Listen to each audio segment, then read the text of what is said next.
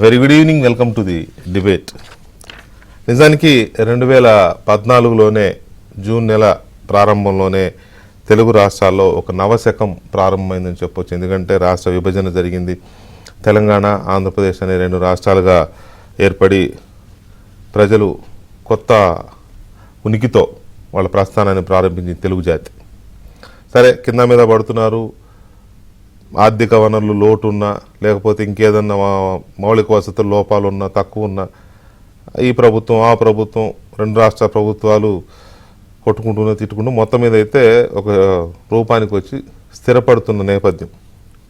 2019 వరకు 5 ఏళ్ళు ఒక రకంగా చెప్పాలంటే చాలా కష్టపడ్డాయి రెండు రాష్ట్రాలు. అప్పటికి సెటిల్ అవుతున్న పరిస్థితి, ఆర్థికంగా సెటిల్ అవుతున్న పరిస్థితి. మిగతా రాష్ట్రాలతో, దేశంలోని మిగతా రాష్ట్రాలతో కాస్త పోటీ పడే స్థాయికి వచ్చిన నేపథ్యం 2019 నాటికి. 2019లో ఆంధ్రప్రదేశ్లో తెలంగాణ కంటిన్యూ అయింది, కానీ ఆ జమానా కేసీఆర్ జమానా కంటిన్యూ అయింది. కానీ 2019లో ఒక పిడుగులాంటి ప్రభుత్వం వచ్చి పడింది ఆంధ్రప్రదేశ్ మీద. నిజం, ఇది చెప్పడానికి ఏమీ వెనకాడాల్సిన అవసరం లేదు.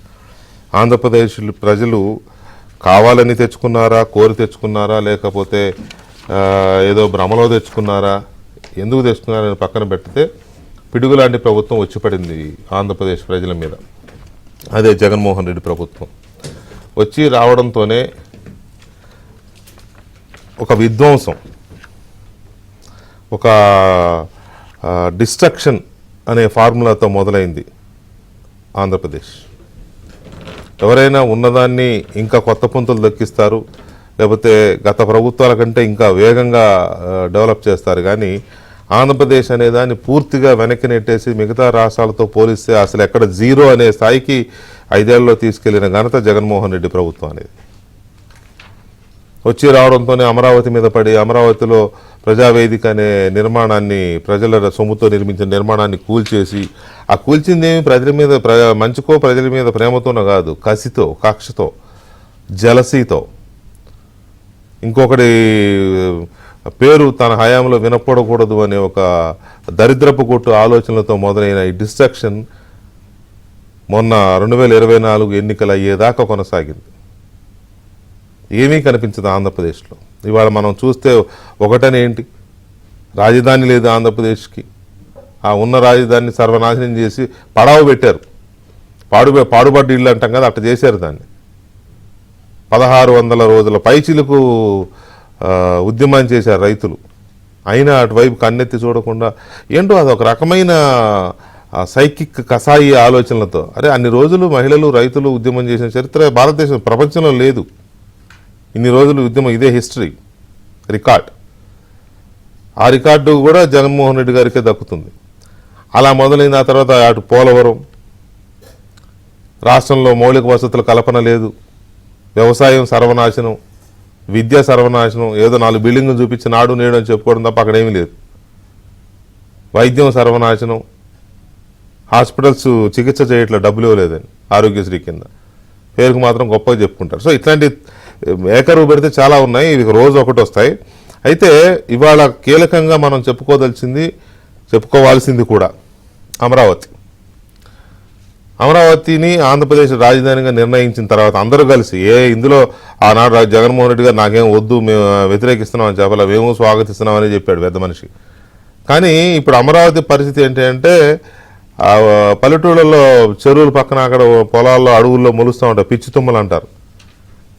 అవి మొలిస్తే ఇక ఆ భూములు ఎందుకు పనికిరాని తరహాలో పాడైపోతాయి. అట్లా పాడుపెట్టారు దాన్ని. ఇప్పుడు దానికి మళ్ళీ మహర్దశ వస్తోంది. చంద్రబాబు నాయుడు ప్రభుత్వం మళ్ళీ కొత్తగా రావడంతో అప్పుడు వచ్చింది నవశకం. ఇదేమో అదృష్ట శకం అనుకోవాలి. అదృష్టం కొద్దీ ప్రజలు చాలా కసితో తెచ్చుకున్న ప్రభుత్వం ఇది. వాళ్ళ పంట పండింది. అయితే ఇది ఎంతవరకు అమరావతికి మళ్ళీ మహర్దశ వచ్చింది, ఎంతవరకు ఇది స్పీడ్గా ముందుకెళ్తుంది, ఎప్పట్లోగా వెళుతుంది, ఇప్పుడున్న చంద్రబాబు నాయుడు ప్రభుత్వం మళ్ళీ వచ్చింది కాబట్టి ప్రయారిటీస్ ఎలా ఉంటాయి, ఇది చాలా ముఖ్యమైన విషయం.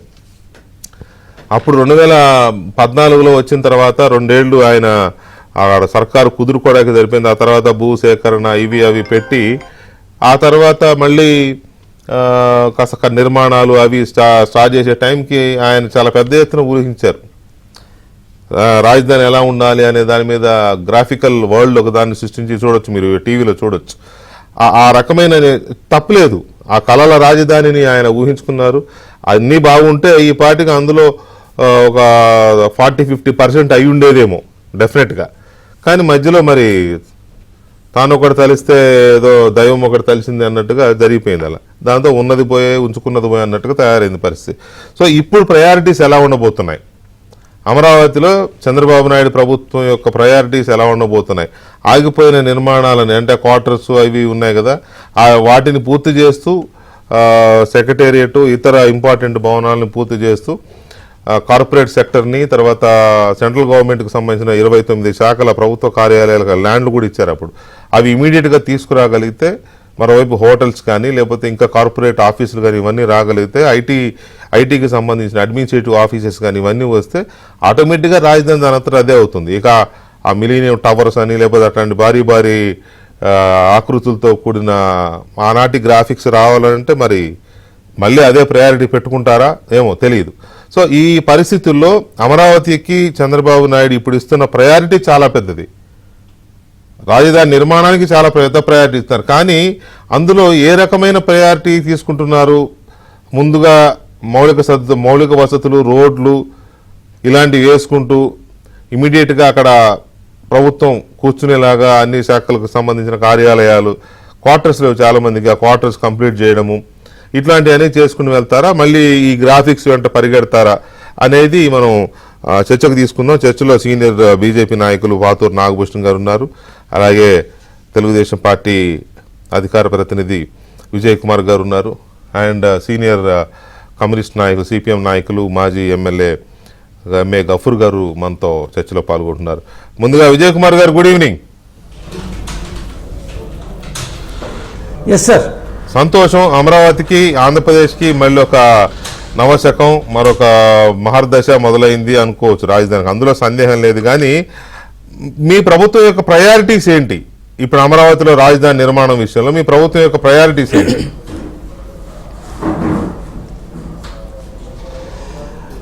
వెంకటకృష్ణ, మీరు చెప్పినట్టు నా మొహం చెప్తుంది మీకు ఎంత సంతోషం ఉందో.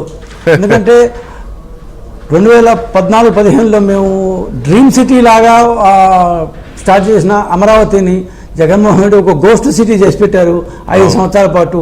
సో ఆ గోస్ట్ సిటీని మళ్ళీ మేము మా డ్రీమ్ సిటీ లాగా కాకపోయినా కనీసం ఆంధ్రప్రదేశ్కి ఒక రాజధాని అంటూ ఉండాలి, అందరూ అనుకునే బ్రహ్మాండమైన రాజధాని కాకపోయినా ఒక రాజధాని అంటూ కనీసం మనం ఏర్పరచుకునే స్థాయికి ముందు రావాలి అన్నది మా యొక్క ప్రథమ ప్రాధాన్యం. ఇక్కడ ఒక 3 రోజుల క్రితం నేను అమరావతి ప్రాంతానికి పోవడం జరిగింది. ఇక్కడ విజయనగర యుద్ధంలో దాన్ని ఏమన్నా హంపీని 6 నెలల పాటు ముస్లిం సుల్తానులు అప్పట్లో ధ్వంసం చేశారు. ఆ తర్వాత ఒక 3 ఏళ్ల తర్వాత తిరుమల రాయలు మళ్ళీ హంపీకి వెళ్తాడు, again will try to revive that అని. అప్పుడు ఏమీ కనపడదు, గుళ్ళు గోపురం తప్ప ఇంకేమీ కనపడవని దాన్ని ఏమో చరిత్రకాలు రాశారు. నాకు మొన్న పోయినప్పుడు కారు డ్రైవర్ తోలుతున్నాడు, పక్కన కూర్చోను పోతుంది, సగం దూరం అయిన తర్వాత రోడ్డు ఎక్కడ కట్ అయిపోతుంది. అంటే అది ఎందుకు రకరకాల కారణాల వల్ల కట్ అయిపోతున్నాయి. కొంత దూరం ఇటు పక్కన చూస్తే డ్రైన్స్ బ్రహ్మాండంగా ఉన్నాయి, కానీ కొంత దూరం పోయిన తర్వాత డ్రైన్స్లో ఇసుక మట్టి దాన్ని ఏమంటారు బాగా ఫుల్గా ఉండిపోయింది. ఇంకొక పక్క చూస్తే భూగర్భం లోపల వేసిన దాన్ని ఏమంటారు అండర్గ్రౌండ్ కేబుల్స్, అవి పైకి లేదు కనిపిస్తాయి.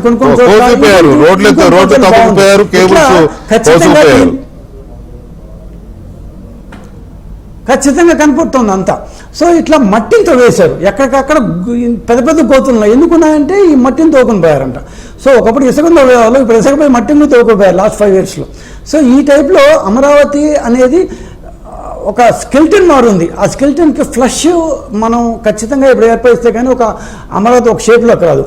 అక్కడ ఉన్న దాన్ని వర్కర్స్తో మాట్లాడితే కనీసం 30 అడుగులు, మ్యాక్సిమం 30 అడుగులు, మినిమం 20 feet దాన్ని మునిచిన రెల్లుగడ్డి, ఈ దాన్ని ఉంటారు మనం దబ్బుషెస్ అంటామే, దాన్ని క్లియర్ చేయడానికి కనీసం 3 నెలలు పడుతుంది సార్ అన్నారు.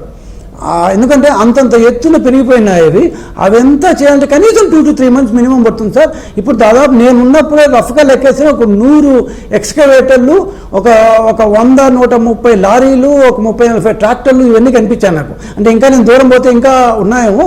నేను రఫ్గా చూసింది ఒక 4-5 కిలోమీటర్ల రేడియస్లో చూశాను నేను. సో వర్క్ అయితే స్టార్ట్ అయింది. ఆంధ్రప్రదేశ్ ప్రజలకు మేము చెప్పగలిగేది ఏమంటే అమరావతిని పునర్నిర్మిస్తున్నాం అంటే అసలు నిర్మాణమే పూర్తి కాకముందే మళ్ళీ పునర్నిర్మిస్తున్నాం అంటే ఏంటి అంటే ఖచ్చితమే. కానీ మేము ఎక్కడైతే వదిలిపెట్టామో ఆ పర్టికులర్ పాయింట్ దగ్గర నుంచి మళ్ళా స్టార్ట్ అవుతుంది. హైకోర్టు కోసం వేసిన ఫౌండేషన్ దగ్గరికి వెళ్ళాను నేను. దాదాపు 5 సంవత్సరాల నుంచో ఎప్పటి నుంచో ఉందో ఫుల్ వాటర్తో ఉంది. ఆ ఫౌండేషన్ ఫుల్ వాటర్తో ఉన్న అప్పుడు చాలా ఆ యొక్క ఫౌండేషన్ చాలా ఫేమస్. అంటే దాదాపు దాని భూమిలోకి 600-700 మీటర్ల పై వేశారు అంటూ చెప్పారు. 600 స్క్వేర్ ఫీట్ వెళ్ళి. సో ఇన్ని రోజుల వాటర్లో ఉన్న ఫౌండేషన్ పనికి వస్తుందో లేదో కూడా తెలియదు. బట్ ఈ బిల్డింగ్స్ అయితే ఇప్పటిదాకా ఏమీ కాలేదు. ఈ ఆల్ ఇండియా సర్వీసెస్ ఆఫీసర్స్ కానీ ఐపీఎస్ ఐఏఎస్ సెక్రటరియట్ కొంత ఇంటీరియర్ కానీ చేస్తే ఐ థింక్ ఒక 5 to 6 monthsలో దాన్ని లివబుల్ స్టేజ్కి వస్తాయి. సో కనీసం ఒక 3000 గృహాలు ఇప్పటికిప్పుడు అంటే ఒక నెక్స్ట్ 6 to 7 monthsలో లివబుల్ కండిషన్కి తేగల అవకాశం అయితే అక్కడ కనిపిస్తుంది. అదే నేను అనేది కూడా అదే Vijay Kumar, 6 to 7 months livable atmosphere ఏర్పడడంతో పాటు ఇది ఒక క్యాపిటల్ అనే ఫుల్ లెంత్ అంటే నేను భారీ ఆఫీసులు లేకపోతే డౌన్ టౌన్స్ ఉంటాయి కదా యుఎస్ లో డౌన్ టౌన్స్ అట్లాంటి క్యాపిటల్ గురించి మాట్లాడాల నేను. ఇది ఒక లివబుల్ సిటీ అయింది. ఇది ఒక అమరావతి అనేది డెవలపింగ్ సిటీ అవుతోంది. ఇక్కడ ఒక క్యాపిటల్ ఉంది, అదిగో అది సీఎం ఆఫీసు, అదిగో అది సెక్రటేరియట్, ఇక్కడ చూస్తే ఐఏఎస్ ఐపీఎస్ ఉంటారు, ఇక్కడ చూస్తే మినిస్టర్స్ ఉంటారు. ఇక్కడ చెప్పుకోవడానికి ఒక రూపం అనేది వస్తుందా? ఒక 6 months తెచ్చే ఆలోచన ఉందా మీ ప్రభుత్వానికి? లేకపోతే మళ్ళీ అప్పట్లాగా గ్రాఫిక్స్ సీడీలు వేసుకుని ఆ సీడీలు ప్లే చేసుకుంటూ కూర్చోవడమేనా? వెంకటకృష్ణ, మన లైఫ్లో ఒక్కొక్క స్టేజ్లో ఒక్కొక్క ఆశలు ఉంటాయి. సో మనం అన్ఫార్చునేట్లీ 5 సంవత్సరాలు లాస్ట్ ఇట్. సో 5 సంవత్సరాలు రీగెయిన్ చేసే క్రమంలో సో ఫస్ట్ టైం మనం రీగెయిన్ చేయాలి. ఎందుకంటే లాస్ట్ టైం అంతటినీ మనం తీసుకురాకపోతే మనం చేయలేం. అందుకని ఫస్ట్ నాకు అర్థమైనంత వరకు దాన్ని మాట్లాడేంత వరకు గవర్నమెంట్ ఏం చేస్తుందంటే ఫస్ట్ దాని బుష్ క్లియరెన్స్, దాన్ని ఈ గవర్నమెంట్ భాషలో దాన్ని జంగిల్ క్లియరెన్స్ అంటారు. యాక్చువల్లీ జంగిల్ మారే ఉంది అక్కడ చూస్తుంటే 30 అడుగుల్లో చూస్తుంటే జంగిల్ మారే ఉంది. సో ఆ జంగిల్ క్లియరెన్స్ కనుక ఒకసారి క్లియర్ అయిపోతే మామూలు స్థాయికి వచ్చింది అనుకోండి ఒక 2 monthsలో. ఆ తర్వాత మీకు నేను అన్నట్టు 3000 గృహాలు ఉన్నాయి అక్కడ. సో మనం 120 దాకా ప్లాట్లు ఇచ్చున్నాం various central government state government యొక్క బ్యాంకులు సంస్థలకి.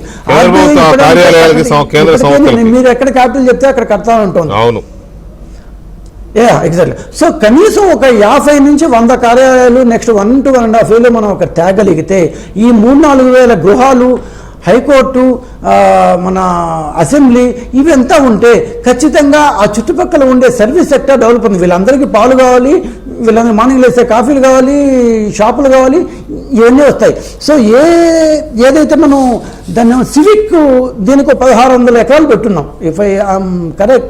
అంటే ఈ పాపులేషన్ ఉన్నాకి ఈ 1600sలో క్లియర్ చేసి కొంతవరకు ఈ ప్రైవేట్ వాళ్ళు అంటే ఎవరికైతే రిటర్నబుల్ ప్లాట్స్ వచ్చాయో వాళ్ళకి కట్టుకోవడానికి అనుమతి ఇస్తే అంటే with all the required regulations ఇస్తే I think more or less మనకు కొంతవరకు ఇది వస్తుంది అన్న నమ్మకం.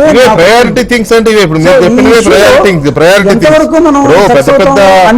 ఐకానిక్ టవర్స్ కానీ లేకపోతే పెద్ద ఆకాశ హర్మ్యాలు అనేవి ఆటోమేటిక్ అవే వస్తూ ఉంటాయి డెవలప్మెంట్ ని బట్టి. కాబట్టి ఇప్పుడు మీరు చెప్పినవి ఉన్నవే వాళ్ళకి రైతులకి ప్లాట్స్ ఇస్తే ఆ ప్లాట్స్ వాళ్ళు డెవలప్మెంట్ ఇచ్చుకోవడము, డెవలప్మెంట్ లో ఎవరో బిజినెస్ పెట్టేవాళ్ళు లేకపోతే హోటల్స్ కట్టేవాళ్ళు లేకపోతే ఇంకేదో రియల్ ఎస్టేట్ సంథింగ్ ఏ వస్తూ ఉంటాయి ఆటోమేటిక్ గా. ఇప్పుడు హైదరాబాద్ చూడండి, ఒక 20 ఏళ్ల క్రితం ఎలా ఉండేది, ఇప్పుడు ఎన్ని కిలోమీటర్లు విస్తరించిందో. సో అది కూడా అంతే. సో ఆ రకమైన ప్రయారిటీతో వెళ్తారా అనేది ఇక్కడ చర్చ జరుగుతుంది. ఒక్క నిమిషం విజయ్. గఫూర్ గారు నమస్కారం. నమస్తే వెంకటకృష్ణ గారు. గఫూర్ గారు, ఈసారి మళ్ళీ చంద్రబాబు నాయుడు గారు అధికారంలోకి వచ్చారు కాబట్టి అమరావతిని సర్వనాశనం చేసిన జగన్మోహన్ రెడ్డి గారి ప్రభుత్వం వెళ్ళిపోయింది కాబట్టి ఈసారి మీ అంచనాలు ఎలా ఉన్నాయి అమరావతికి రాజధాని నిర్మాణానికి సంబంధించి? వట్టి వెంకటకృష్ణ గారు, మేము సిపిఎం పార్టీ వైపు నుంచి అమరావతి ఒకే రాజధాని అనేటువంటి అంశానికి కట్టుబడి ఉన్నాం. అవును, మేము మొదటి నుంచి, ఎందుకంటే ఆ హైదరాబాద్ అసెంబ్లీలో తీర్మానం చేసినప్పుడు మేము అనుకూలంగా ఉన్నాం. ఆ తర్వాత అదే పాయింట్తో ఉన్నాం. ఇప్పుడు నేను చెప్పేది ఏమిటంటే, అమరావతి రాజధాని పూర్తి కాకపోవడానికి ఆత్మ పరిశీలన చేసుకోవాలా, ఎక్కడెక్కడ పొరపాటు జరిగినాయి, ఏమండి 5 సంవత్సరాల్లో కొన్ని బిల్డింగ్లు కట్టలేకపోయినాం, ఎందుకు కట్టలేకపోయినాం, ఏమిటి అనేటువంటిది ఆత్మ పరిశీలన చేసుకుని అటువంటి డిలే ఈసారి జరగకూడదు. అమరావతి రాజధాని చట్టబద్ధంగా న్యాయం వైపున, అంటే న్యాయపరంగా ఏం చేయాలో అవి చేయాలా, చట్టపరంగా నోటిఫికేషన్ చేయించాలా.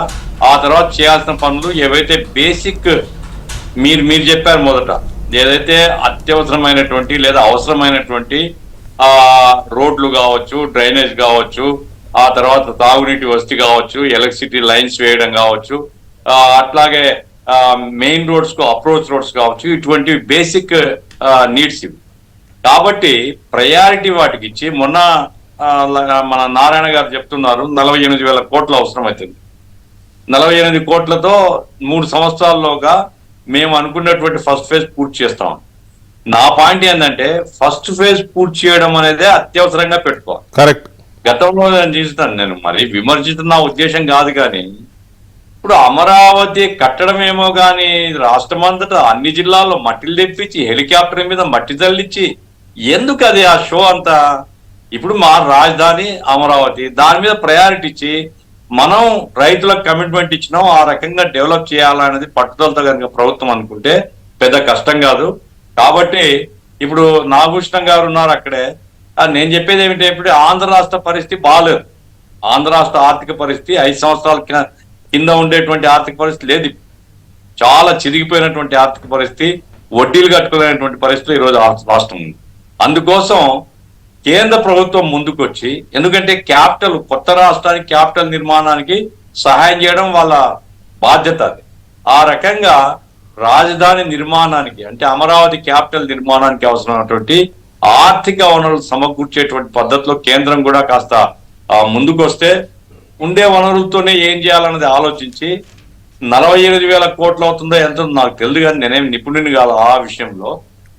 జంగిల్ క్లియరెన్స్ అదే పెద్ద కష్టం కాదండి, 1-2 నెలల లోపల అయిపోతుంది, పెద్ద పాయింట్ గా. కానీ బేసిక్ రోడ్స్ కానీ, కనెక్టివిటీ కానీ, ఇటువంటివన్నీ కూడా ఏర్పాటు చేస్తున్నాయి. భారీ ప్రాజెక్టు, ఈస్టమన్ కలర్ పిక్చర్ వద్దు అంటున్నాను. నవనగరాలు, ఆ నగరాలు వద్దు, రాజధాని అమరావతి అనేది ముందు ఎస్టాబ్లిష్ చేసేయండి, చేయగలిగినటువంటి బేసిక్ నిర్మాణం చేసేయండి, ముందు రాజధానికి అలవాటు పడదాం, ఆ తర్వాత డెవలప్ చేసుకోవచ్చు. ఆ పద్ధతిలో పోతే మంచిది. ప్రయారిటీస్ పోలవరం, రాజధాని నిర్మాణం, అన్ని ప్రాంతాల్లో ఏవైతే వాగ్దానాలు చేస్తారో అన్ని ప్రాంతాల అభివృద్ధి, ఇవి కనుక ప్రయారిటీగా పెట్టుకుని సమతౌల్యం పాటిస్తే, ఒక ప్రాంతం మీద ఒక అంశం మీదనే కాదు, సమతౌల్యం పాటించి గవర్నమెంట్ అందరి కోసం పనిచేస్తున్నటువంటి వాతావరణం కల్పించుకుంటే వచ్చే ఎన్నికల్లో కూడా ప్రజలు ఆదరిస్తారు. నేను ఎందుకు ఎన్నికల మాట చెప్తున్నా, ఆ రోజు జరిగింది ఏమంటే, పోలవరం చూసి ఓట్లేస్తారు, రాజధాని ఇదంతా ఎదుగో ఈ గ్రాఫిక్ చూసి ఓట్లేస్తారు అనుకున్నారు. ఏమైంది? ఇప్పుడు జగన్మోహన్ రెడ్డి అదే అనుకున్నారు. 30 సంవత్సరాలు నేను ఏమైంది జగన్మోహన్ రెడ్డి కథ? కాబట్టి ప్రజలు ఇచ్చినటువంటి అవకాశాన్ని దుర్వినియోగం చేయకుండా జాగ్రత్తగా ఉండే వనరుల్ని కేంద్రం ద్వారా రాబట్టుకుని, ఇంకా అదనపు వనరుల్ని మనం చేయాల్సిన పని పూర్తి చేసేలా. రాజధాని ఇంకో పిచ్చోడు ఎప్పుడైనా మళ్ళా జన్మలో వస్తే ఆ పిచ్చోడు మళ్ళా దానికి ఏకి గీకే పద్ధతి లేకుండా రాజధాని అమరావతి అది ఎస్టాబ్లిష్ అయిపోవాలి, ఆ రూపంలో చేయాలనేది నేను. రైట్. ఒక్క నిమిషం గఫూర్ గారు. రైట్. నాగభూషణం గారు, ఇది ఎలా ఉంటుందంటే, ఎవరైనా ఒక పెద్ద ఇల్లు కట్టుకోవాలని ఒక లక్ష్యంతో వెళ్ళినప్పుడు ముందు తను అక్కడ కాపురం ఉంటూనే పక్కన మిగతా స్థలంలో ఇల్లు కట్టుకుంటారు. ఆ రోజు జరిగింది సరే, వేరే ఉద్దేశంతోనో ఏదో ఒక కళలు కానీ చేశారు, పోనీ ఆ రోజు ఆ కళలైపోయాయి వేరే వేరే కారణాల వల్ల. ఇప్పుడు మీ ఎన్డీఏ ప్రభుత్వం దానికి ఇచ్చే ప్రయారిటీ ఎలా ఉంది? ఇప్పుడు విజయ్ చెప్పాడు కొన్ని బేసిక్ థింగ్స్ చేస్తాము అని చెప్పి. ఆ బేసిక్ థింగ్స్ చేసుకుంటూ ఇప్పుడు ఒక పెద్ద రోడ్లు వేసి ముందు రోడ్లు కంప్లీట్ చేసుకొని, డ్రైన్స్, వాటర్ ఇటువంటి కంప్లీట్ చేసుకుని, క్వార్టర్స్ కంప్లీట్ చేస్తే మంత్రులందరూ అక్కడే ఉంటే ఆటోమేటిక్గా జనమందరూ అక్కడికి వస్తారు కదా. ఇటువంటివి చేస్తారా, లేకపోతే మళ్ళీ ఇంకా వేరే వేరే ఆలోచనలు ఏమైనా ఉన్నాయా? నమస్కారం. మన వెంకటకృష్ణ గారు, అదేవిధంగా విజయ్ కుమార్ గారు, మన గఫూర్ గారు, ఏబిఎన్ ప్రేక్షకులందరికీ ముందుగా ఈరోజు ఈ డిబేట్ పెడతాం అనేది ఒక పాజిటివ్గా మనం ప్రజలకు కానీ లేకపోతే ప్రభుత్వానికి కానీ సలహాలాగా మనం ఇచ్చేటట్టు ఉండాలి అనేది నా ఉద్దేశం. ముందుగా రైతులకి ధన్యవాదాలు చెప్పాలి సార్. 5 సంవత్సరాలు వారు పోరాడి, ఆడవాళ్ళకి ముఖ్యంగా, అట్లాగే 75 రోజులు, అట్లాగే వాళ్ళు ఎక్కడ పాదయాత్ర తిరుపతి సార్, ఎక్కడ విశాఖపట్నం సార్, మధ్యలో ఆపారు. కానీ అట్లాగే మీ ఏబిఎన్ కానీ, TV5 కానీ, ఈటీవీ కానీ, మీరు అందరూ కూడా ఈ యొక్క ఎజెండాని తీసుకొని బ్రహ్మాండంగా ప్రజల్లోకి ఒక చైతన్యం కలిగించినందుకు మీ అందరూ కూడా ముందుకు ధన్యవాదాలు. అన్నిటికంటే ప్రజలు మోసం చేయొచ్చు అనే ఉద్దేశం జగన్ ఏదైతే కార్యక్రమం పెట్టారో కర్నూలుని, అదే విశాఖపట్నం, కానీ విశాఖపట్నంలో ఎవరు కూడా ఉద్యమం చేయాలి మాకు ఇక్కడ కావాలని. కర్నూలు ఎవరు చేయాలి, కర్నూలులో లాయర్ల చేత వాళ్ళ వైసీపీ నాయకుల చేత చేయించారు. సో అది తప్పితే ఎక్కడా లేదు. సో మీరు ఇందాక మన విజయ్ కుమార్ గారు అన్నట్టుగా నేను ఒక 2 నిమిషాలు టైం తీసుకుంటాను. అసలు మన టార్గెట్ ఏంటంటే సార్, ఫస్ట్ జగన్మోహన్ రెడ్డి ఎంత ఎదో పని అంటే సంవత్సరానికి 500 కోట్లు రెంట్ పే చేశాడు. ఎవరికి? ఐఏఎస్లకి, ఐపీసీ, క్వార్టర్లకి, వీళ్ళందరికీ 1000 కోట్లు పెడితే అన్ని ఇప్పుడు ఐఏఎస్వి, ఎమ్మెల్యేవి, minister quarters, judge quarters, group 1, తర్వాత 4th క్లాస్ ఎంప్లాయీస్ మొత్తం కంప్లీట్ అయ్యి 1500 కోట్లు డబ్బులు మిగిలాయి. ఈ 1500 రాజధానికి అంటే అతనికి చేయాలని లేదు. తర్వాత అక్కడ ఒక 4 లైన్ కరకట్ట మీద శంకుస్థాపన చేశాడు 190 కోట్లతో, మెగా వాళ్ళకి ఇచ్చాడు. వాళ్ళు డబ్బులు కూడా ఇస్తారు లేదని అది కూడా చేయకుండా 4 రోజులు మొదలు పెట్టారు, ఆపేశారు. అది కూడా ఎందుకు ఆపారు? అది మొదలు పెట్టిన తర్వాత 20 రోజుల తర్వాత, అంతకుముందు ఈ రామకృష్ణారెడ్డి గారు ఎమ్మెల్యే ఉన్నాడు కదా, ఆయన ఏం చేశాడంటే వీళ్ళందరూ రైతుల చేత మీరు 6 టైం డబ్బులు అడగండి అని పెడితే ఉండబల్లి పెనమాక వాళ్ళే వచ్చి నువ్వు మొన్నటిదాకా మా చేత కోర్టులు వేయించావు, ఇవాళ నువ్వు వచ్చి మాకు 2 గజాలు 5 గజాలు మాకు డబ్బులు ఇవ్వమంటే వీళ్ళ దగ్గర డబ్బులు ఇవ్వడానికి లేవు. డబ్బులు పెడితే జగన్మోహన్ రెడ్డి ఊరుకునే పరిస్థితి లేదు, అందుకని ఆ రోడ్డు ఆగిపోయింది. సో నేనేమంటానంటే ఇవాళ అక్కడ పెనమాక ఉండవల్లి రైతులు కూడా రియలైజ్ అయ్యారు. అక్కడ మొన్న లోకేష్ గారికి వచ్చిన మెజార్టీలు చూస్తే అందరూ కూడా మేము ఇప్పుడు మొన్నటిదాకా 1 కోటి రూపాయలు 2 కోట్లకు వచ్చింది, ఇవాళ 5 కోట్లు అయింది. చూడండి, గవర్నమెంట్ మారిన 10 రోజుల్లో 2 కోట్లు ఎక్కడ, 5 కోట్లు 6 కోట్లు. కొలీగ్ ఎవరో చెప్తున్నాడు 9 కోట్లేట, విలేజ్ పేరు ఏదో చెప్పాడు, సారీ ఉద్దండపాలెం దాని పక్కన. అదే ఇవాళ అసలు మీరు 9 కోట్లు అయిపోయింది. ఇప్పుడు 15,000 ఉన్నది గజం, ఇవాళ 40-50 వేలకు వెళ్ళిపోయింది. ఇవాళ ట్రాన్సాక్షన్ జరుగుతున్నాయి. మీరు చెప్తాను 1వ తారీఖు నుంచి మొన్న 15వ తారీఖు వరకు నేను స్టేట్ మొత్తం కూడా రిజిస్ట్రేషన్ డిబేట్ తో ఇంకో 10% పెరిగిపోతుంది నాకు తెలుసు, గ్యారంటీగా అనుమానం. ఎందుకంటే ఒక మన రిజిస్ట్రేషన్ స్టాంప్స్ వాళ్ళు ఉన్నారు కదండి, మామూలుగా మన సంవత్సరానికి వచ్చేది 3,500 కోట్లు అండి స్టాంప్ డ్యూటీ. 15 రోజుల్లో వచ్చింది 300 కోట్లు. 1వ తారీఖు నుంచి 15వ తారీఖు రిజల్ట్స్ కూడా రాలా మనకే కదా, 15 రోజుల్లో అంత మారింది. సో ఇప్పుడు నేను అనేది ఏంటంటే, ఇప్పుడు మనకు ఉన్నటువంటి మీరు ఇందాక టెంపరీ అన్నారు చూసారా, దాన్ని వీళ్ళు నెగిటివ్గా తీసుకెళ్లారు ప్రజల్లోకి. అంటే ఒక గ్లాసులో సగం నీళ్లు ఉన్నాయంటే సగం ఖాళీ కాదు కదా, మనం ఒక ఎకరంలో ఇల్లు కట్టుకుంటాం అండి, పక్కన చిన్న రేగుల షెడ్ వేసి అందులో ఉంటాం, తర్వాత దాన్ని వర్కర్స్ క్వార్టర్స్కి ఇస్తాం, లేకపోతే ఇంకో దానికి వాడతాం, గోడౌన్ కింద వాడతాం, లేకపోతే మనమే గెస్ట్ రూమ్ గా పెట్టుకుంటాం. దాని టెంపరీ అంటాం, పార్ట్ ఆఫ్ బిల్డింగ్. అది అందులో ఉండే కార్యాలయం పేరు టెంపరీ, శాశ్వతమే. అవును, అది పక్క మనం అందులో మారుతాం. అంతే. ఇవాళ మేము రెడీగా ఉన్నాం సార్. సెంట్రల్ గవర్నమెంట్ ఇన్స్టిట్యూషన్స్ 52 ఉన్నాయి సార్. 52 గనక అక్కడ మేము చాలా సార్లు నాబార్డుకి ట్రై చేసాం. గోవిందరాజు గారు ఎప్పుడు 100 కోట్ల డబ్బులు రెడీగా ఉన్నాయి దానికి కడతానికి. అరే రోడ్డు ఇవ్వండి బాబు అంటే రోడ్డు ఇవ్వట్లా, అక్కడ నీళ్ళు ఇవ్వమంటే నీళ్ళు ఇవ్వట్లా, కరెంట్ ఇవ్వమంటే కరెంట్ ఇలా. ఇప్పుడు ఎవరైతే సెంట్రల్ గవర్నమెంట్ ఇన్స్టిట్యూషన్, SBI కానీ, నాబార్డుకి కానీ, లేకపోతే రకరకాల ఇన్స్టిట్యూషన్లకి ఈర్మార్క్ చేసి రోడ్డు వేసి అప్పచెప్తే ఇమ్మీడియట్గా శంకుస్థాపన చేయడానికి కేంద్ర ప్రభుత్వం ఉన్నటువంటి మా కేంద్ర మంత్రి, ఇప్పుడు కేంద్రంలో ఉన్నటువంటి టీడీపీ అవ్వచ్చు, బీజేపీ మన శ్రీనివాసవరం గారు, వీళ్ళందరూ రెడీగా ఎమ్మడే శంకుస్థాపన చేయడానికి ఉంది. సెంట్రల్ గవర్నమెంట్కి డబ్బులతో ప్రాబ్లం లేదండి. దరిదాపు అయ్యే ఒక 10,000 కోట్ల రూపాయలు బడ్జెట్ అది.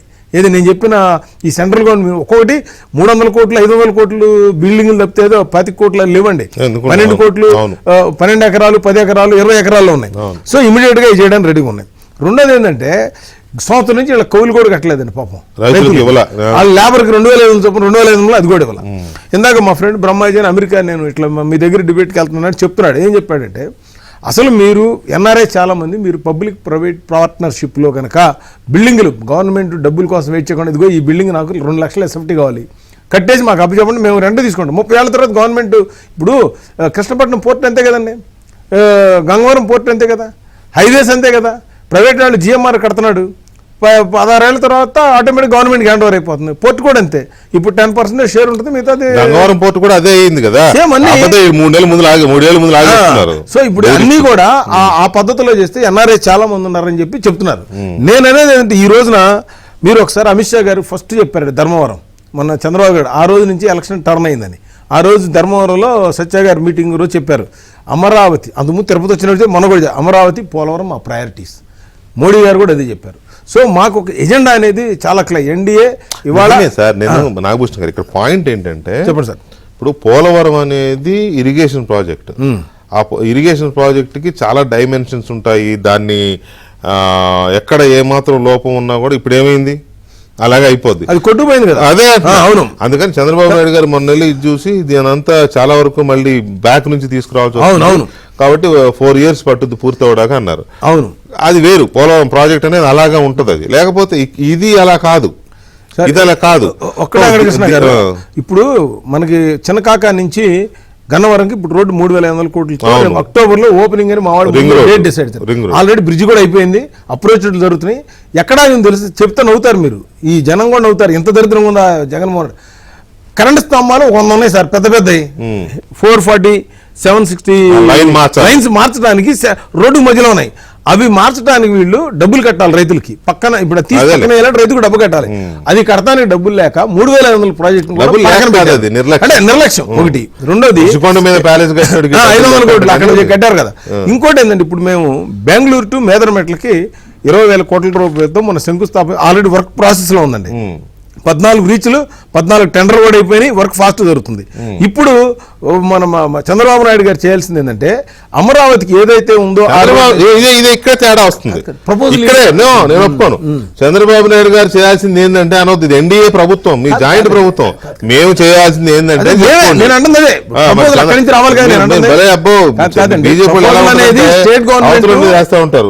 ప్రపోజల్ అనేది మాకు అక్కడి నుంచి వస్తే, ఎక్కడి నుంచి ఆ దర్శి దగ్గర నుంచి అమరావతి డైరెక్ట్ గా దాంట్లో నుంచి ఇప్పుడు వి ఆకారంలో రోడ్ అయిపోతుంది ఆటోమేటిక్ గా. ఇప్పుడు ఆల్రెడీ వర్క్ జరుగుతుందని ఆపిదాన్ని క్యాన్సిల్ చేయలేరు కాబట్టి 20,000 కోట్లు.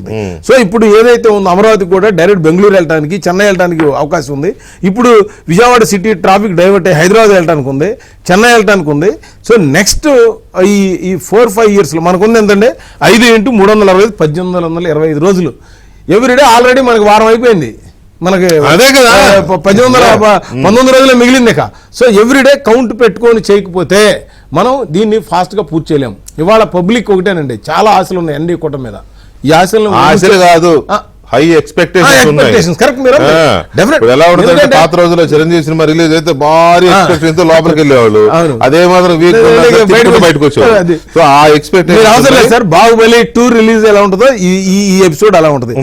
బాహుబలి 1 తర్వాత అప్పుడు బాగా జరిగింది, ఈసారి దానికంటే 2 బ్రహ్మాండంగా ఉంటుంది. మీకు అనుమానమే లేదు, మీరే అంటారు. మళ్ళీ ఇదే విజయ్ కుమార్ గారు, మీది డబుల్ ఇంజిన్ సర్కార్. ఇప్పుడు ఏదో ఆషామాషి సర్కార్ కాదు ఇది. మీకు వెనక నుంచి దోస్తుంది ఇంజిన్, ముందు నుంచి లాగుద్ది ఇంజిన్ బండిని. సో ఈ డబుల్ ఇంజిన్ సర్కార్లో ఈ కేంద్ర ప్రభుత్వ సంస్థలు ఎప్పుడు వస్తాయి? అక్కడ లాబింగ్ చేసుకోవాలి. ఏ సబ్ చల్తానే, ఏ సబ్ సుంతానే, ఎందుకంటే అంతా మీదే కాబట్టి ఇమీడియట్ గా అమరావతిలో మీరు ఆనాడు ఏవైతే ల్యాండ్స్ ఇచ్చారో 29, నాకు గుర్తున్న సబ్జెక్టు కరెక్షన్, 29 కేంద్ర ప్రభుత్వ రంగ సంస్థలకి స్థలాలు ఇచ్చున్నారు, భూములు ఇచ్చున్నారు, వాళ్ళు కొనుక్కున్నారు. అక్కడ వర్క్ స్టార్ట్ అయిపోయి, అలాగే మీకు స్టేట్ గవర్నమెంట్కి సంబంధించిన వర్క్ స్టార్ట్ అయిపోయి మొదలు పెడితే ఆటోమేటిక్గా వస్తాయి కదా. ఆ దిశగా ఏమన్నా ఆలోచన జరుగుతోందా? దీంట్లో కేంద్ర సహకారం ఎంతవరకు ఉండే అవకాశం ఉంది? సార్ సార్ ఫస్ట్ ఏమంటే, ఆంధ్రప్రదేశ్లో మామూలు సాధారణ ప్రజలకి డబ్బులు ఎక్కడైనా తెస్తారు వీళ్ళు అని ఒక జనరల్ ఒక ఇది ఉంటుంది. దాన్ని క్లియర్ చేయాల్సిన బాధ్యత మాకైతే ఉంది. ఇది మేము ఫస్ట్ నుంచి చెప్తుంది ఏమంటే, Amaravati is a self propelled capital. అంటే 33,000 ఎకరాలు ఏదైతే మేము ప్రజల దగ్గర తీసుకున్నాము, ప్లస్ 4,000 ఎకరాలు గవర్నమెంట్ ల్యాండ్స్, మొత్తం 37,000 ఎకరాలు ఉన్నాయి. దాంట్లో ఈ రోడ్లు గీడ్లు ఎంత పోను 12,000 ఎకరాలు గవర్నమెంట్కి వస్తుంది. ఆ 12,000 ఎకరాలు కనీసం ఇప్పుడున్న రేట్లో, సరే మీరు అన్నట్టు 1 కోటి 5 కోట్లు 9 కోట్ల అంత పక్కన పెడితే, గజం కనీసం 20 నుంచి 30 వేలు వరకు ఉంటుందని ఒక అంచనా. సో దీని ప్రకారం కనీసం దాన్ని మొత్తం కనుక మనకు మానిటర్ చేసుకోగలిగితే దాదాపు 30 నుంచి 40 వేల కోట్ల రూపాయలు అమరావతి తనకు తానే సంపాదించుకోగలిగే శక్తి ఉంది ఈ రోజు. కానీ ఆ 40 వేల కోట్లు సంపాదించాలంటే దానికి తగ్గట్టుగా దాన్ని రియల్ ఎస్టేట్ వాళ్ళు కనీసం దానికి ఇన్ఫ్రాస్ట్రక్చర్ అంతా ఎట్లయితే క్రియేట్ చేయాలో కొంత ఇన్ఫ్రాస్ట్రక్చర్ మనం క్రియేట్ చేయాలి. ఇక్కడ కేంద్ర ప్రభుత్వం మీరు చెప్పిన డబుల్ ఇంజిన్ పాత్ర వస్తుంది. సో ఇమీడియట్గా ఇప్పుడు మనం 150 ఎకరాల్లో వెంకటేశ్వరుని టెంపుల్ కట్టామనుకున్నాం. దాన్ని జగన్మోహన్ రెడ్డి 30 ఎకరాలు కుదించాడు. సో దేవస్థానం దగ్గర డబ్బు ఉంది. ఆ 150 ఎకరాలు ఇంకొక ఏమంటే ప్రతిరోజు అక్కడికి జనాలు అవకాశం కూడా లేదు దానికి. ఎగ్జాక్ట్లీ లేదు. కాకపోతే అమరావతి మీద కసితో అమరావతి ఏమాత్రం డెవలప్ అయినా చంద్రబాబు పేరు వచ్చేసిన దుగ్ధతో రకరకాల దీంట్లో 5 ఇంటలు తగ్గించారు. 150 ఎకరాల కట్ల బాబు అని చెప్పి దాని దేవస్థానం చెప్తే దేవస్థానం ఒప్పుకొని ఆ మేర ప్లాన్ కూడా గీసిన తర్వాత దాన్ని 30 ఎకరాలు తగ్గించేశాడు. అట్లా ఇప్పుడు మనం అదే 150 అక్కడే ఉంది, ఆ ల్యాండ్ ఎక్కడికి పోలేదు. సో ఇట్లాంటివి మనం కనుక తీసుకొస్తే అదేవిధంగా ఈ సెంట్రల్ గవర్నమెంట్ పెట్టాల్సిన ఏమంటారు దాని పబ్లిక్ సెక్టర్ యూనిట్స్ ఇచ్చేస్తే plus at the same time మన కార్పొరేషన్ చాలా ఉన్నాయి. ప్రతి కార్పొరేషన్ దగ్గర మా వాడు వారానికి ఒకసారి వాళ్ళ దగ్గర నుంచి దోచేసిన డబ్బులు ఇంకా మేము దోచాం కదా, ప్రతి కార్పొరేషన్ దగ్గర నుంచి వాళ్ళ దగ్గర డబ్బులు ఉన్నాయి కదా, వాళ్ళ ఇప్పుడు సివిల్ సప్లైస్ దగ్గర డబ్బులు ఉన్నాయి, ఏపీఎండిసి దగ్గర డబ్బులు ఉన్నాయి, ప్రతి కార్పొరేషన్ డబ్బులు ఉన్నాయి. ఒక 50 కోట్లు పెట్టి బ్రహ్మాండమైన బిల్డింగ్ వాళ్ళు కట్టుకోగలరు. కానీ ఇందులో ఏం చేసేది కానీ వాళ్ళ దగ్గర డబ్బులు కూడా ఇది వచ్చేసి ఖజానా ట్రాన్స్ఫర్ చేసుకుని కట్టిపెట్టారు.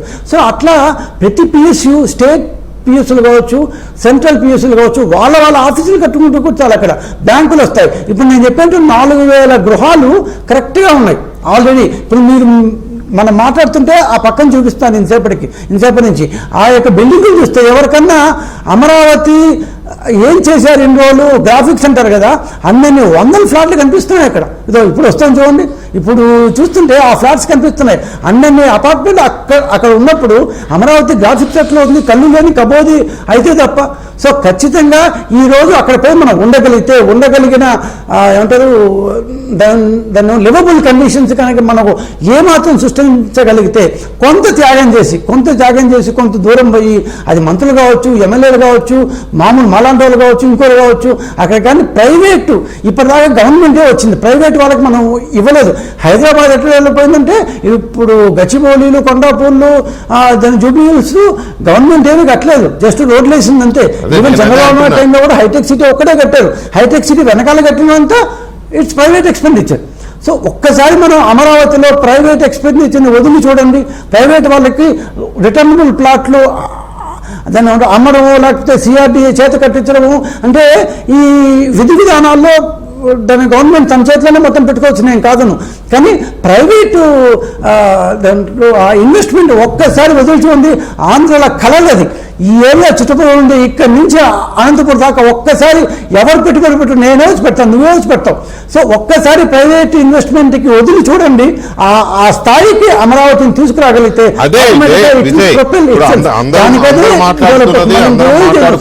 కూడా అదే.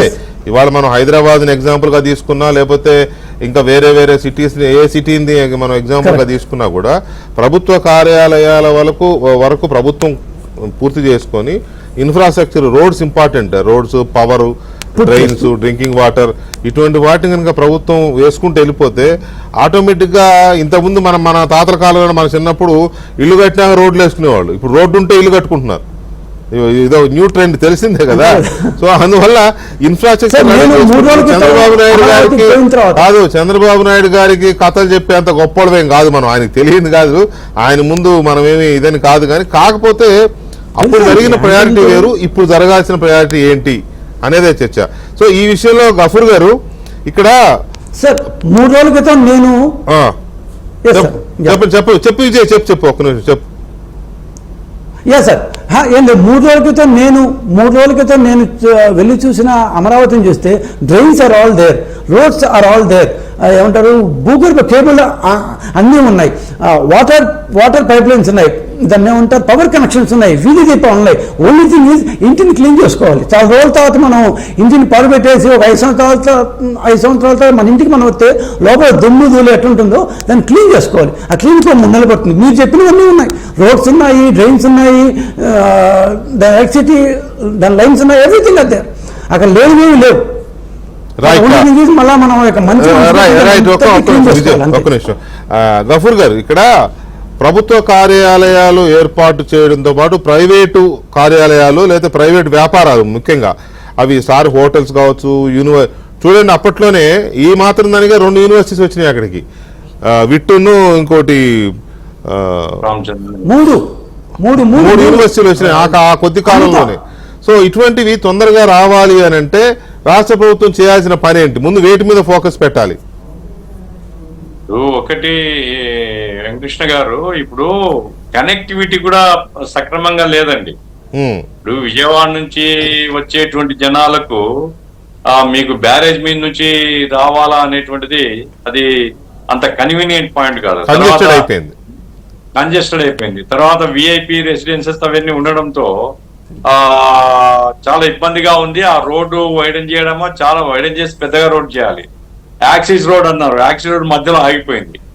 ఇప్పుడు కొలంకొండ నుంచి టన్నల్ రూపంలో ఏదో చేయాలా అనేసి అప్పుడేదో ప్రపోజల్ పెట్టి, అంటే కంచికచర్ల నుంచి డైరెక్ట్ అమరావతికి కృష్ణానది మీదుగా వేద్దామని పెట్టుకున్నారు. జగన్మోహన్ రెడ్డి గారు క్యాన్సిల్ చేయించాడు కేంద్రం దగ్గరికి. మళ్ళీ పెట్టుకోవచ్చులేండి. నేను చెప్పేది ఏమిటంటే, ఇటువంటివి ఏదైతే యాక్సెస్ ఉండాలనో పబ్లిక్ డిఫరెంట్ సైడ్స్ నుంచి అమరావతి పోవడానికి యాక్సెస్ ముందు కావాలి. అట్లాగే గవర్నమెంట్ రెసిడెన్షియల్ వరకు ముందు గవర్నమెంట్ ఖర్చు పెట్టాలండి. ప్రైవేటు దానికి సంబంధించి వస్తారండి వాళ్ళు, మీరేం ఆందోళన పడాల్సిన పని లేదు. ఇప్పుడు ఒక 10,000 జనాభా వచ్చిన తర్వాత హోటల్ పెట్టేవాడు ఎందుకు రాడు? మన అవతవాడు వస్తాడు. అట్లాగే షాపింగ్ మాల్స్ పెట్టేవాడు ఎందుకు రాడు? వస్తాడు. కాబట్టి ఫస్ట్ ఏమంటే లివబుల్ కండిషన్స్ ఏవైతే అంటున్నామో మనం, లివబుల్ కండిషన్స్, కనెక్టివిటీ, ఈ రెండు వెనువెంటనే ఏర్పాటు చేయడానికి, వెనువెంటనే అంటే రేపే కాదు, అది 1 సంవత్సరం పట్టినివ్వండి, 1 సంవత్సరం పట్టినే కానీ ఈ ప్రైమరీ ఇన్ఫ్రాస్ట్రక్చర్ కనుక చేయగలిగితే, ఈవెన్ మంగళగిరి నుంచి కూడా మంచి కనెక్టివిటీ లేదండి దానికి, మంగళగిరి నుంచి కూడా లేదు. కాబట్టి ఇవన్నీ కూడా చూసుకొని ఆ రూపంలో డెవలప్ చేసుకోవడానికి మనం ఫస్ట్ ప్రయారిటీ ఇవ్వాలి. ఆ రకంగా ప్రయారిటీ ఇచ్చి క్రమేపీ డెవలప్ అవుతుంది. నగరం ఎప్పుడు కూడా ఒక వ్యక్తి ద్వారానో ఒక ప్రభుత్వం చేతనే నగర నిర్మాణం సాధ్యం కాదండి. నగర నిర్మాణం అనేది ప్రజలు చేసుకుంటారు, ఆటోమేటిక్ గా అవుతుంది అది.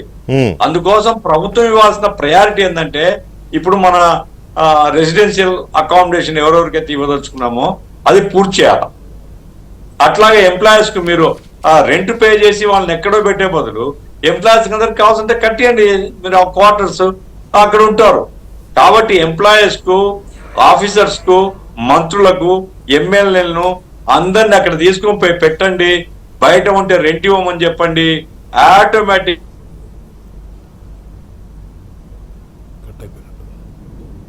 ఫ్రీజ్ అవుతూ ఉంటుంది అప్పుడప్పుడు ఫోన్ వచ్చినాయి. రైట్, అప్పుడప్పుడు జరుగుతాం టెక్నికల్ ప్రాబ్లం గఫూర్ గారిది.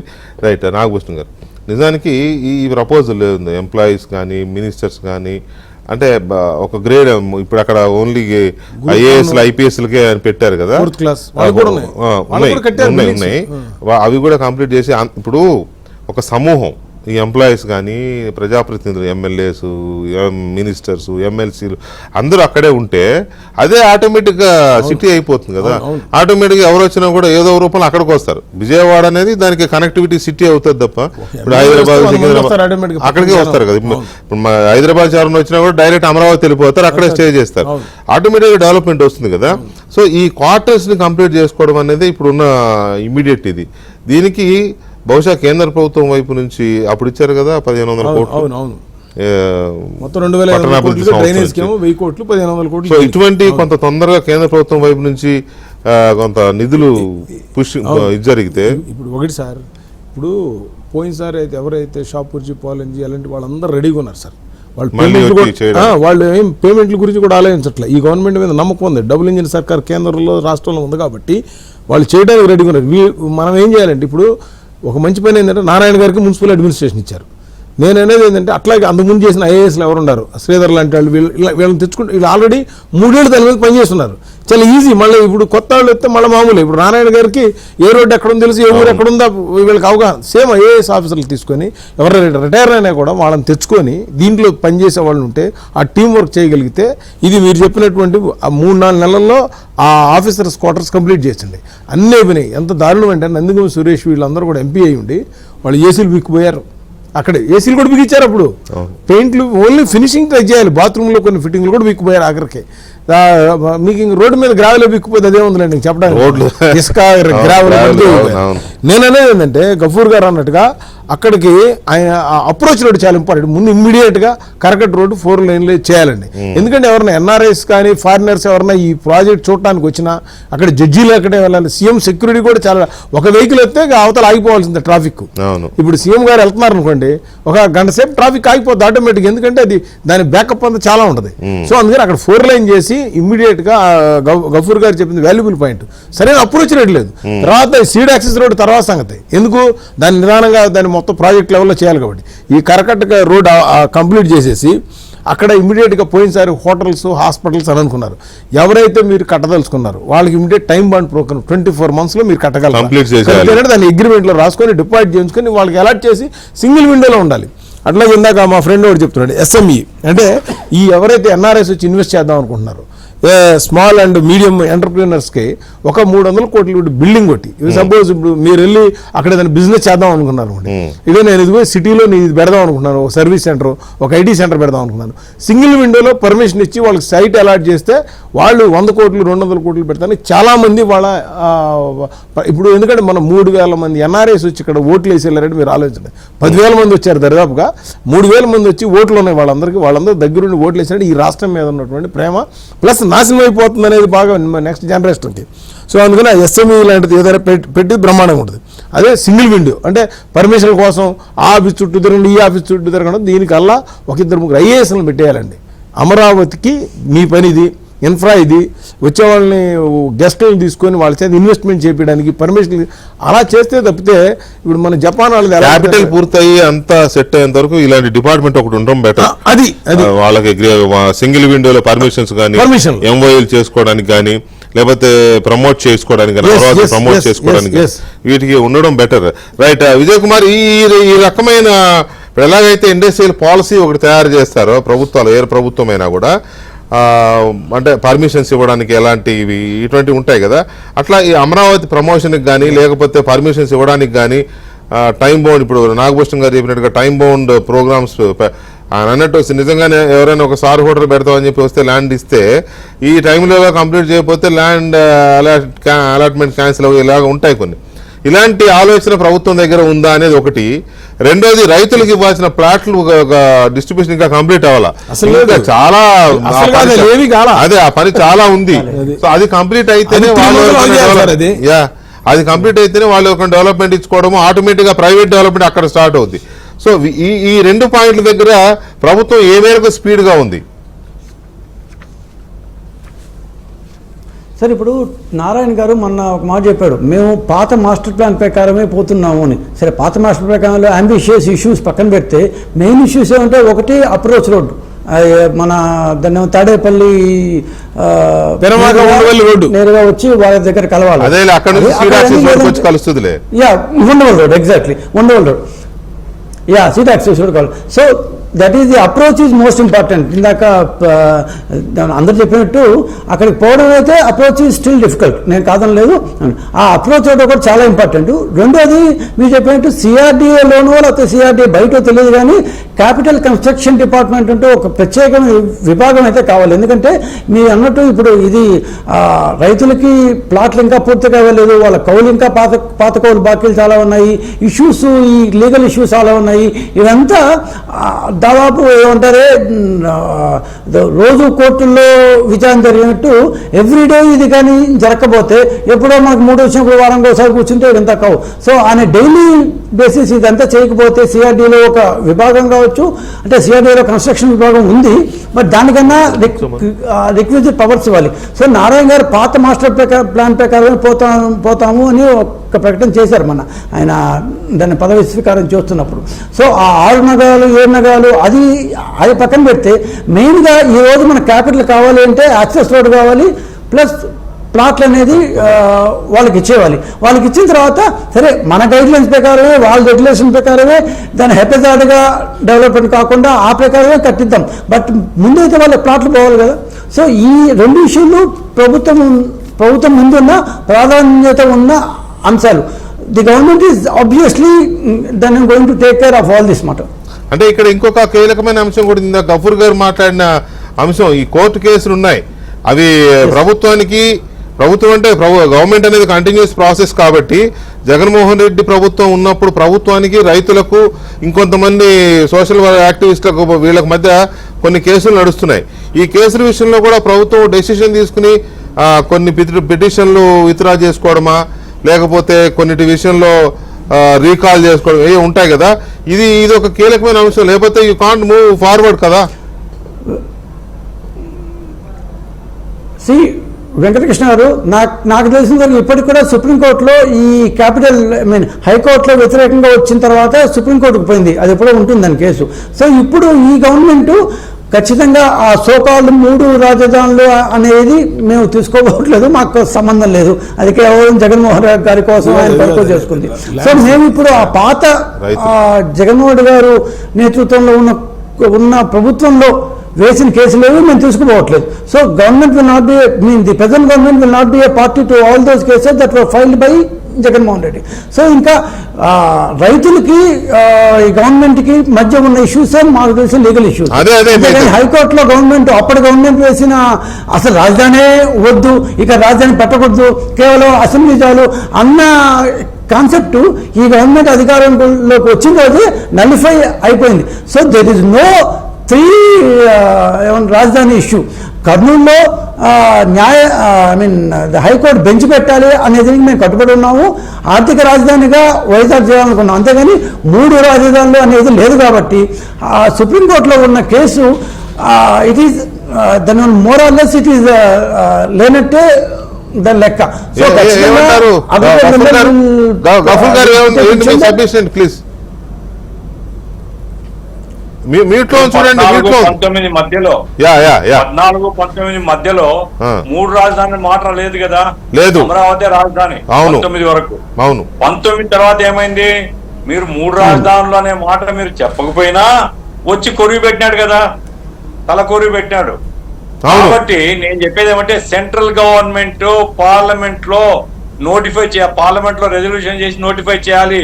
ఎందుకంటే కాన్స్టిట్యూషన్ ప్రకారంగా రాష్ట్రాల విభజన కేంద్రం యొక్క బాధ్యత, రాజధాని యొక్క నిర్ణయం కూడా కేంద్రం నోటిఫై చేసి ఒక వ్యాలిడ్ పాయింట్. మీరు లాస్ట్ టైం కూడా చెప్పారు గెజిట్ నోటిఫికేషన్ అవలా, ఇంకా కరెక్ట్ అదే అవలేదు, అది సుప్రీం కోర్టులో అప్రూవ్ కావాలి. అవును, ఎందుకంటే సుప్రీం కోర్టు ఆల్రెడీ కేసు ఉంది. సుప్రీం కోర్టులో మీకు తెలియదని చెప్పడం లేదు, వినవచ్చింది ఏమిటంటే దాదాపు ఒక జడ్జి కమిటెడ్ ఫర్ 3 క్యాపిటల్స్. అందుకోసం అట్లా పోస్ట్పోన్ చేయించుకోవడమే గొప్ప కార్యక్రమం అయింది రైతులకు. ఇప్పుడు అట్లా కాకుండా కేంద్ర ప్రభుత్వం కనుక నోటిఫై చేసి సుప్రీంకోర్టు అప్రూవల్ అయిపోతే ఇంకో పిచ్చోడు నాలాంటోడో మీలాంటోడో ఎవడో వచ్చి గెలకడానికి ఏం స్కోప్ ఉండకూడదు. Amaravati is the only capital of Andhra Pradesh. అప్పుడున్న పరిస్థితుల్లో జడ్జిలతో అలా అనిపించుకుని ఉంటారులే కానీ జడ్జిలు ఎలా ఇదవుతారు? జరుగుతాయిలే, వ్యవస్థల్లో ఏదైనా జరుగుతాయి, లేకపోతే అంత దరిద్రం ఎందుకు అవుతుంది గడిచిన 5 ఏళ్ళు? కరెక్టే, మీరు అన్నది కూడా కరెక్టే. పరిస్థితి ఎందుకంటే విజయ్ కుమార్ గారు అయిపోయింది, ఆ మాట లేదంటే మాట ఇప్పుడు లేదు, ఇంకో 5 సంవత్సరాల తర్వాత చెప్పలేం కదా. అవును, ఆ ఛాన్స్ ఇవ్వకూడదు. ఆ ఛాన్స్ ఇవ్వకుండా ఫస్ట్ ప్రయారిటీస్ లో ఇది కూడా పెట్టుకోవాలి. గెజిట్ నోటిఫికేషన్ అనేది కూడా ఫస్ట్ ప్రయారిటీస్ లో పెట్టుకోవాలి. అది కేంద్ర ప్రభుత్వం గెజిట్ ఇది రాలేదు, అది బాగా చర్చ జరుగుతుంది. దాన్ని ఎంత తొందరగా అది ఎంత తొందరగా రిజాల్వ్ చేసుకుంటే అంత మంచిది. రైట్, ఇక మనం గఫూర్ గారు థ్యాంక్ యూ వెరీ మచ్ అండి. అండ్ చెప్పండి. నేనేమంటున్నానండి సార్, ఇప్పుడు రాజధానిలో ఏదైనా చిన్న మీటింగ్ పెట్టాలన్నా విజయవాడ రావాల్సి, అవును, ఇమీడియట్ గా ఒక 200-300 కోట్లు పెట్టి ఒక 20 ఎకరాల దాంట్లో కన్వెన్షన్ సెంటర్ కడితే మీటింగ్స్ అన్ని అక్కడే అదే దొరుకుతాయి. కదా, చాలా ఈ పెద్ద- basics అంటే అవే కదా సార్. కాదు అంటే మన వాళ్ళు ఎంతసేపు బిల్డింగ్లు యూజ్ అసలు నేనంటే రోడ్ ఒకటి కన్వెన్షన్ సెంటర్ ఇవి అయిపోతే మీకు అక్కడ స్టార్టింగ్ అవుతుంది. అక్కడ ఆ హోటల్స్ వాళ్ళు అక్కడ ఉన్నోడు బయటికి రాకుండా చూసుకోవాలి. బయటికి రాకుండా చూడాలి. అది నేను అంటుంది. అప్పుడు బయట వాళ్ళు అక్కడికి వస్తారు. అక్కడికి వస్తారు. ఇప్పుడు ప్రతి విజయవాడ గుంటూరు తెనాలి వెళ్ళాల్సి వస్తుంది కదా. అది సోకాలు ప్రజావేదిక దానికోసం పెట్టింది సార్. రాగానే ప్రజావేదిక అనేది ప్రభుత్వ అధికారిక అది జగన్ కార్యక్రమాల మార్క్ అండి, కోసం. జగన్ అది కాకుండా ఏదన్నా పెద్ద పెద్ద కన్వెన్షన్స్ కానీ కార్యక్రమాలకు ఇప్పుడు ఏం లేదు కదా. కాదు అది సీఎం గారి మన పక్కన ఉన్న అది కాదు నేను అంటుంది. కన్వెన్షన్ సెంటర్ అయితే మీద మీటింగ్స్ జరగాలన్నా Correct. పెద్ద పెద్ద You are right. చెన్నై 1000 మందికి 2000 మందికి అయితే 1000 మందికి ఉండాలి. ఇమీడియట్ గా ఇందాక మనం విజయ్ release అన్నట్టు నారాయణ గారు చెప్పిన వాళ్ళ ప్రాజెక్టు దీంట్లో అది ఉంది. కాకపోతే దాన్ని ఇమీడియట్ గా స్టార్ట్ నేను చేయాలి. అంటుంది నేనంటే సాయంత్రం మీరు ఇంటికి బిర్యానీ పిలుస్తున్నారు కదా, పొద్దున ఇప్పుడు బ్రేక్ఫాస్ట్ లంచ్ మానేస్తే ఎట్ట కుదిరిద్ది, ఏదో ఒకటి తినాలి కదా. సో నేనేమో ఇమ్మీడియట్ గా మనం ఇవి మినిమం స్టార్ట్ అవుతుంటే మిగతా జరుగుతూ ఉంటాయి అంటున్నా. అది అవునవును కరెక్ట్. అది- సో ఇలాంటివి ఇప్పుడు ఇందాక అనుకున్నట్టుగా మనం అక్కడ ఉండే ప్రజాప్రతినిధులు ఎవరైనా మంత్రుల స్థాయి కావచ్చు, ఎమ్మెల్యేలు కావచ్చు, లేకపోతే ఇంకెవరైనా అక్కడ ఉండే వాళ్ళు అక్కడే ఉండి బయటికి రావాల్సిన అవసరం లేనట్టుగా ఏర్పాట్లు ఉండాలి. అప్పుడు వాళ్ళని కలవడానికి వచ్చే వాళ్ళు కానీ, టూరిస్టులు కానీ, లేకపోతే వివిధ పాలసీల మీద ప్రభుత్వంతో సంప్రదింపులు జరుపుకోవడానికి వచ్చే వాళ్ళు కానీ అందరూ డైరెక్ట్ అక్కడికి వచ్చేలాగా ఉంటే ఆటోమేటిక్గా అదే విస్తరించిపోతుంది. ఆ తగిన ఏర్పాట్లు చేసుకుంటూ వెళ్ళాలి. ఇవన్నీ మనం చంద్రబాబు నాయుడు గారికి చెప్పాల్సిన అవసరం లేదు. కానీ కాకపోతే ప్రజల కోరిక, ప్రజలు జరుగుతున్న చర్చల్ని ప్రభుత్వ దృష్టికి తేవడమే మన